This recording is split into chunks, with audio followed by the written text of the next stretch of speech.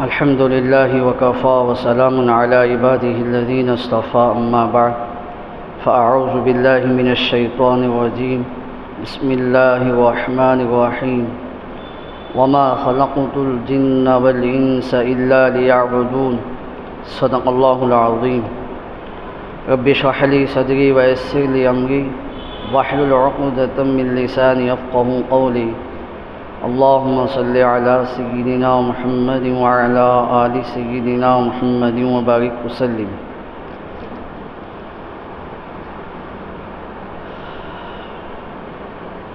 محترم بزرگ اور دوستو، جیسا کہ ابھی ہمارے امام صاحب نے اعلان کیا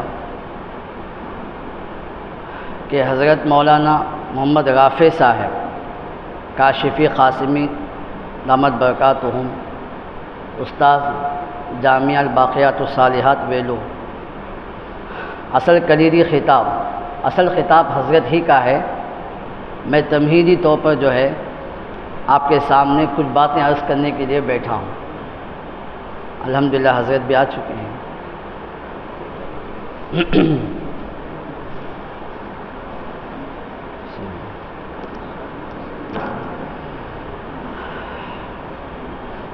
میں نے جو آیت شریفہ پڑھی ہے اس کا ترجمہ ہم میں سے ہر ایک بارہا اس کو سنے بھی ہیں اور جانتے بھی ہیں۔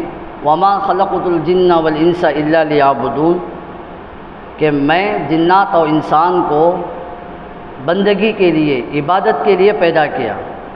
یہ ہم میں سے کئی مرتبہ جو ہے اس کا ترجمہ ہم میں سے ہر ایک کو معلوم ہے کہ پیدائش ہماری جو ہوئی ہے وہ اللہ کی بندگی کے لیے، عبادت کے لیے ہوئی ہے۔ عبادت کیا ہے؟ اللہ کا حکم پورا ہو ہم سے، جو اس کا حکم ہے جس شعبے میں، عبادات میں، معاملات میں، معاشرت میں، جس شعبے میں اللہ کا جو حکم ہے اس کو پورا کرنا، یہ عبادت ہے۔ تو معلوم یہ ہوا کہ ہماری 24 گھنٹے کی زندگی اس کو ہم عبادت بنا سکتے ہیں، یہ ہماری بندگی۔ عام طور سے ہمارے ذہنوں میں ہی عبادت اور بندگی کا جو تصور ہے، ہم نماز پڑھتے ہیں، تلاوت کرتے ہیں تو سمجھتے ہیں کہ بندگی، عبادت کر رہے ہیں۔ کوئی مسجد میں بیٹھا ہوا ہے تو اس کو ہم سمجھتے ہیں کہ یہ بندگی میں مشغول ہے۔ کوئی نماز میں ہے، کوئی روزہ کا رہا ہے تو سمجھتے ہیں کہ یہ بندگی، عبادت میں ہے، جبکہ ہماری 24 گھنٹے کی زندگی یہ عبادت ہے۔ کب؟ جب اس میں اللہ کا حکم آ جائے۔ تو معلوم یہ ہوا کہ جس چیز کو ہم عبادت بولیں گے اس میں منمانی طریقہ نہیں ہوگا۔ جب جو چیز ہمارے سامنے عبادت، ہم اسے سمجھیں گے یہ عبادت ہے، تو عبادت میں منمانی نہیں ہوگی۔ جیسے نماز عبادت ہے، جیسے چاہے ہم نہیں پڑھیں گے، بلکہ دیکھیں گے کہ اللہ کا حکم کیا ہے، نبی کا طریقہ کیا ہے۔ روزہ، زکوٰۃ، حج عبادت ہے، منمانی طریقے پر ہم حج نہیں کریں گے، اس لیے کہ حج عبادت ہے۔ جو ہی ہمارے ذہنوں میں حج ایک عبادت کا تصور آ گیا تو ہم وہاں خاموش ہو جاتے ہیں، باقاعدہ سیکھتے ہیں کہ کس طریقے پر ہم کو حج کرنا ہے، سیکھ کر حج کرتے ہیں۔ ایسا نہیں کہ میرے پاس پیسہ ہے میں حج کر لوں گا، نہیں، آپ کو باقاعدہ سیکھنا پڑے گا۔ نماز 2 رکعت پڑھنی ہے، عبادت ہے، میں جیسے چاہے پڑھوں نہیں، مجھے نبی کا طریقہ معلوم ہوگا کہ کس طریقے پر مجھے 2 رکعت نماز پڑھنی ہے، تب پڑھوں گا تو ویسی نماز وہ عبادت ہوگی۔ میرے دوستو، بالکل سمپل ایک آسان سا فارمولہ ہے کہ جو چیز ہمارے سامنے عبادت بن جائے کہ یہ عبادت ہے تو ہم فوراً نبی کا طریقہ، اللہ کا حکم دیکھتے ہیں۔ آخر نکاح، جس کو کہا کہ آدھا ایمان ہے، ایک عظیم الشان عبادت ہے، لیکن ہمارے ذہنوں میں جب یہ چیز کو کہا جاتا ہے کہ ایک عبادت ہے تو عام طور سے دیکھا یہ جاتا ہے کہ اس عبادت میں طریقہ بجائے اللہ اس کے رسول کے ہونے کے، ہم دیکھتے ہیں کہ رسم و رواج کے اندر مبتلا ہو جاتے ہیں، جبکہ وہ عبادت ہے، جبکہ وہ بندگی ہے۔ آپ اندازہ لگاؤ کہ آدھا ایمان نکاح کو کہا گیا ہے، کتنی بڑی عبادت، کتنا بڑا مقام ہے۔ باقی سب نماز، روزہ، زکوٰۃ سارا ملا کر، اور صرف نکاح کو آدھا ایمان کہا گیا۔ آپ اسی سے اندازہ لگا سکتے ہیں کتنی بڑی چیز ہے۔ تو جس طرح نماز کے بارے میں، حج کے بارے میں معلوم کر کے ہم کرتے ہیں، تو اسی طرح جب معلوم ہو گیا کہ نکاح ایک عبادت ہے تو وہ نہیں ہوگا جیسے میں چاہتا ہوں، جہاں رواج ہوتا ہے، جہاں جیسے رسم و رواج ہے، رسم و رواج کے طریقے پر نکاح نہیں ہوگا۔ میرے استاد محترم حضرت مولانا محمد یعقوب صاحب رحمۃ اللہ علیہ حضرت فرمایا کرتے تھے، کسی کی دینداری دیکھنا ہو تو شادی میں، نکاح میں دیکھو۔ کتنا مختصر جملہ ہے۔ کوئی بھی آدمی کے نمازی ہے، تہجد گزار ہے، سب ہے اپنی جگہ پر، سالہ عمرہ بھی ہوتا ہے، ساری چیزیں ہیں، لیکن حضرت فرماتے تھے کہ اگر دیندار کو دیکھنا چاہتے ہو تو اس کی شادی میں دیکھو۔ اگر اس کی شادی شریعت کے مطابق ہے تو ہم آسانی سے کہہ سکتے ہیں کہ یہ دیندار ہے، دین اس کے زندگی میں ہے۔ باقی ساری باتیں میرے اندر ہیں اور شادی منمانی طریقے پر ہو رہی ہے، تو میرے دوستو اس کا نتیجہ یہ ہے کہ بس نام ہی کا ہے، اصل دینداری میری زندگی میں نہیں ہے۔ تو حضرت فرماتے ہیں کہ کسی کی دینداری کو دیکھنا ہو تو اس کی شادی میں دیکھو۔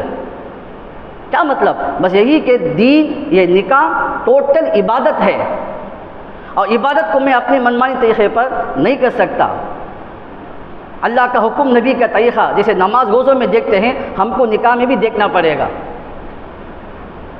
لیکن آج شادی جس کو کہتے ہیں، آج جس طریقے پر نکاح ہو رہے ہیں، الامان والحفیظ، کیا ہو رہا؟ ایک عذاب بن گیا، جس کے بارے میں نبی نے کہا کہ وہ برکت کی چیز ہے۔ نکاح ایک برکت کی چیز ہے۔ آج جب خوشی سے اس برکت کو حاصل کرتے ہیں، دکھانے کو تو ہم خوشی ظاہر کر لیتے ہیں، لیکن اندر جو رونا روتے ہیں وہ جانتا ہے کہ کتنا رونا روتا ہے۔ تو میرے دوستو بس مجھے بتانا یہ ہے کہ ہم مجبور ہیں، ہم منمانی اس میں نہیں کر سکتے، یہ اللہ کا حکم ہے۔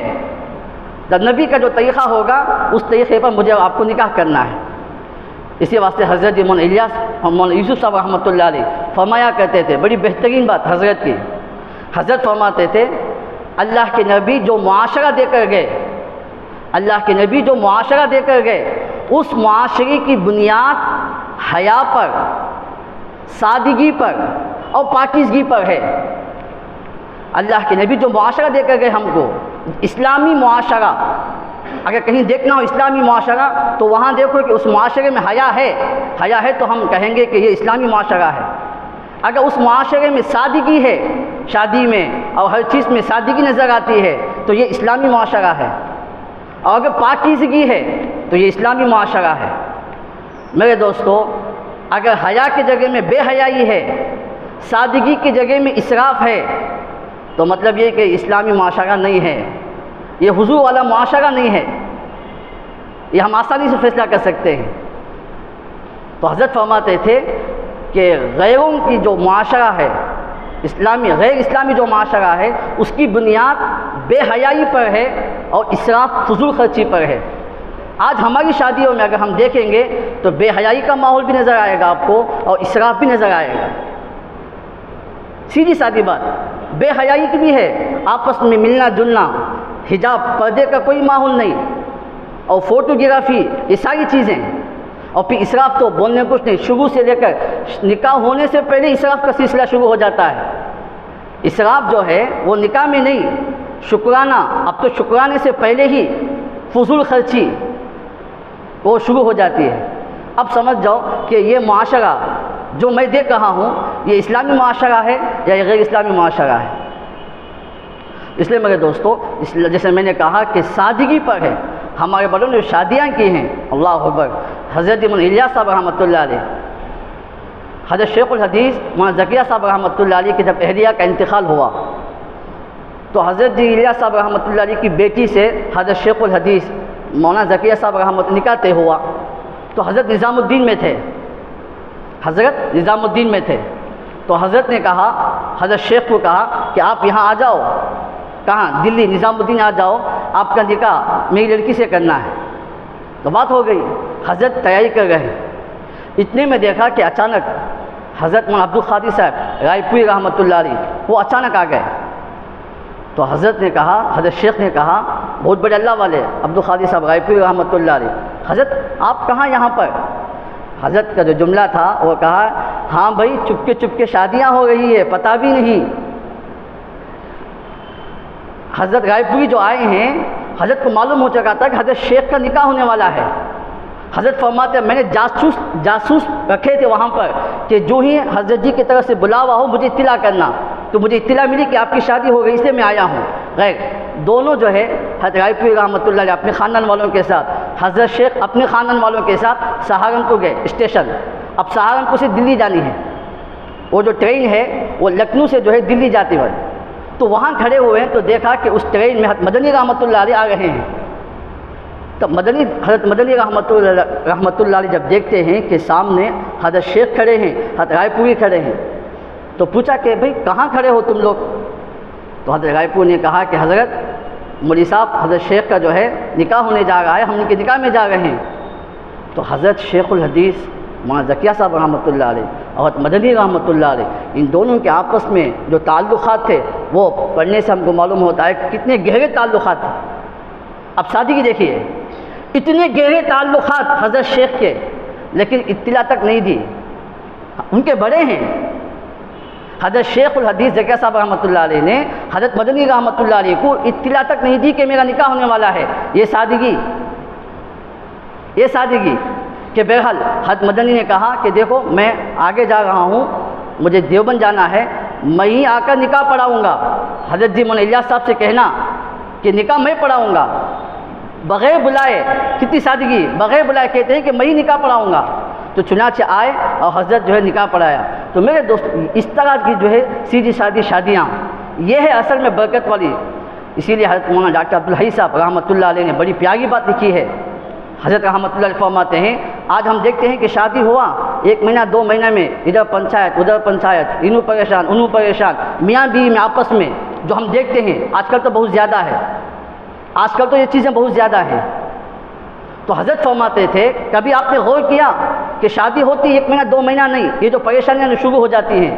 تو حضرت نے کہا اصل میں خلاف شریعت نکاح میں جو کام ہوتے ہیں، غیر شرعی جو کام نکاحوں میں شادیوں میں ہوتی ہے، اس کی نحوست کی وجہ سے وہ میاں بیویوں میں وہ گھروں میں لڑائی فساد ہوتے ہیں، اس کی اصل نتیجہ وہ ہے۔ لیکن ہم سمجھتے ہیں کہ کسی نے کوئی کر دیا ہے، جادو کر دیا، فلاں کر دیا، فلاں کر دیا، کوئی اثر نہیں، کوئی جادو نہیں۔ خلاف شریعت کام نکاح میں جو ہوتا ہے اس کی نحوست شادی کے بعد نظر آتی ہے۔ اس لیے میرے دوستو ضرورت اس بات کی ہے کہ ہم اس عبادت کو اللہ کے حکم اور نبی کے طریقے پر گزاریں گے تو یہ ہمارے لیے برکت کا سبب بنے گا۔ بس اتنی سی بات پر اپنی بات کو ختم کرتا ہوں۔ وآخر دعوانا الحمدللہ رب العالمین۔ جزاکم اللہ احسن الجزا۔ بہت ہی مختصر وقت میں رفیق محترم نے بڑے اچھے انداز میں اپنی بات ہمارے سامنے پیش کی۔ ایسا لگ رہا تھا کہ ہم استاذ الاساتذہ حضرت اقدس مولانا یعقوب صاحب رحمۃ اللہ علیہ کے بیان میں بیٹھے ہیں۔ حضرت کے بیان میں ہی اکابر دیوبند کے واقعات کی بھرمار ہوتی تھی، چونکہ مفتی صدیق صاحب حضرت کے خطبات کے مرتب ہیں، اس کی وجہ سے بہت سارے واقعات بھی حضرت نے جو ذکر کیے ہیں وہ بھی ان کے نظروں کے سامنے ہیں۔